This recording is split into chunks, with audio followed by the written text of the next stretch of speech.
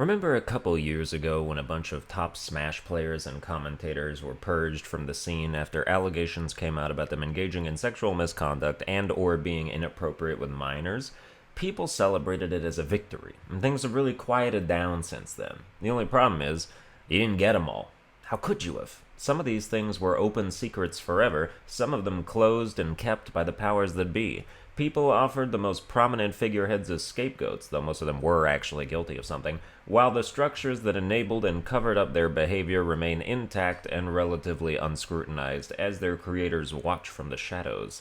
If the community had truly uprooted the great tree of misconduct, I should have seen dozens more names on that list, and some of them would have been at the top of organizational leadership. TOs, esports team staff, community decision makers, and rule enforcers in particular should have lit up the list of wrongdoers. How do so many iterations of bad behavior go unchecked for so long if no corruption exists? It's like the Catholic Church or public schools. Nobody here is gonna sit there and tell me that every Catholic priest who diddles kids is an isolated incident that gets by with no inside help and is never covered up. Why would this be different? Especially given the sheer numbers. D1, Kitaro, Senpai, Zero, Anti, Captain Zack, and Nairo, and everyone in proximity who went down around those two in particular, like Samsora and Salem, and various other smaller people whose stories people gave less of a shit about because they weren't as good at Smash.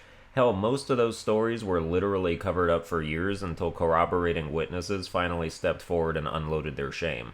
The Nairo thing in particular is kind of weird to me now, and I'll give you a short recap of it, but Captain Zack was basically a psycho 15-year-old who literally had a pattern of successfully seducing and blackmailing older guys. First Ally, who got banned, then Nairo, who got banned, and it's like, yeah, it sucks that you're out here getting extorted by a 15-year-old with presumably some kind of personality disorder, but it takes two to tango, and you still did shit with a minor, so I don't really get why Nairo was all of a sudden redeemable after that information came out.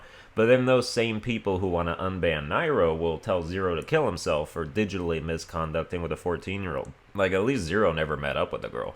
Nairo received oral sex from a minor in person twice over the course of 2 days, because apparently Captain Zack did it to him in his sleep initially, and then Nairo woke up, froze up for a bit, his words, and then eventually freaked out and got him off. Off of him, I mean, like, got him off his body, not got him off, like, what Zack also did to Nairo the very next day, consensually. And if you're familiar with the case, know that I know what I'm saying when I say consensually. This is the encounter where Nairo says he was blackmailed into doing it because Zack threatened to ruin him, which begs the question of what circumstances existed that he could use to ruin him with, in which the answer is presumably getting briefly blown by a minor the night before, but as well as the fact that they publicly flirted online and there were multiple witnesses that spoke of their flirtatious interactions and closeness at events in person as well. It's not like Zack picked a random hotel room to sneak in and hork the first PP he saw.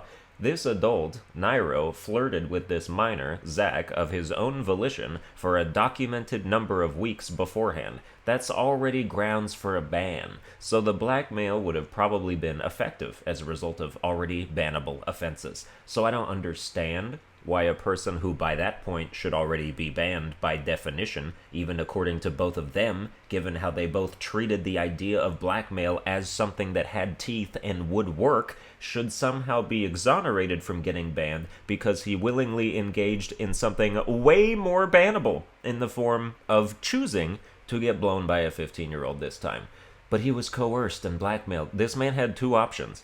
Option 1 was purposely partake in an illegal act with a minor to cover up the fact that he accidentally partook in it the night before at the climax of a budding two-way relationship. And option 2 was to, not. People act like Captain Zack had a gun to Nairo's family's head. The only person Nairo was attempting to protect here was himself. He is the adult, and it's on him to A, not be blackmailed by a 15-year-old, and B, not engage in activities with a 15-year-old that would make blackmailing an effective strategy. This hotel thing never should have happened because he never should have been that close with a 15-year-old. The dude engaged in sexual misconduct with a minor in order to preserve his own reputation. Weird start to a redemption arc. Anyway, this story in particular is back in the spotlight because Technicals, a commentary YouTuber who's dropped multiple detective-style vids compiling publicly sourced evidence in Smash misconduct cases, including Nairo's, brought a sign that said "Ban Nairo" to the latest Smash major, and it was caught on camera right after Grand Finals ended so everyone saw it, including Nairo, who was live streaming the event on YouTube, which was kind of funny. Nairo is currently banned on Twitch, but most tournaments unbanned him after an Unban Nairo campaign circulated on Twitter a couple years ago when everyone for some reason decided everything was Zach's fault, as if an adult played no part in cultivating a thing with a minor. He still can't go to events because those events are still streamed on Twitch, and Twitch doesn't allow banned people to appear on the platform in any form, even as subjects of other streams. So he effectively can't go to tourneys, but he's still not banned from them symbolically, which on their part means they're either totally fine with adults having relations with minors at their events, or they put dunce caps on while they were reviewing the case. If the entire Nairo thing was just that a 15-year-old blew him in his sleep without his consent, I would not give a shit. And that's what a lot of people seem to think it is. But they are factually incorrect, and they should be made aware of it.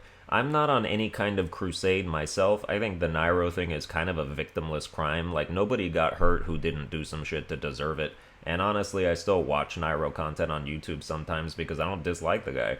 I just have a logical vendetta against people who aren't familiar enough with his case, calling for him to be unbanned in direct violation of principles they and their community would otherwise claim to stand for. And like I said before, I don't think the rot in the community has been cleansed by a long shot. I think there are clandestine forces who pray every day their past wrongdoings are never discovered, even as they campaign for the sacrificial smokescreen exile of the peers they could no longer save. Well, that's gonna do it for this episode. I hope you enjoyed it. Follow me on Twitter at Sunburned Albino. Let me blackmail you into watching every video of mine, and I'll see you guys next time.